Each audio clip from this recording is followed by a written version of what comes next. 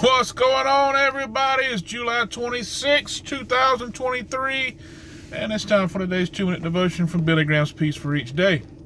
The idea of redemption. How much more shall the blood of Christ cleanse your conscience from dead works to serve the living God? Hebrews 9:14. As a teenager, I was invited to hear a traveling preacher. The advertisements called him a fighting preacher. I liked a good scrap, so I went. Halfway through his message that night, he pointed in my direction and shouted, "Young man, you are a sinner." There were other guys around me, but I was convinced that he had singled me out, so I ducked.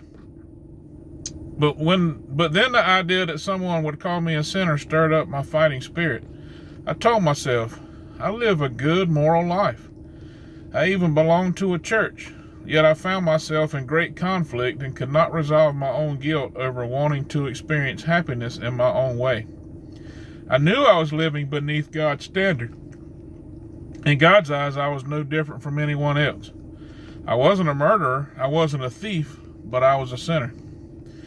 God puts within each soul a longing to know Him, but sin is a barrier that keeps us from Him. We are bound by it,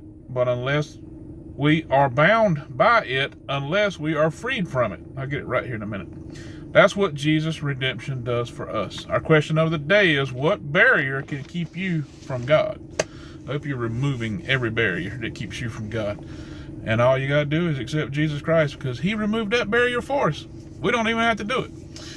But I hope this blessed you. I hope you're looking for opportunities to be a blessing to others, reading and studying the Word of God, and sharing the light and love of Christ into this world.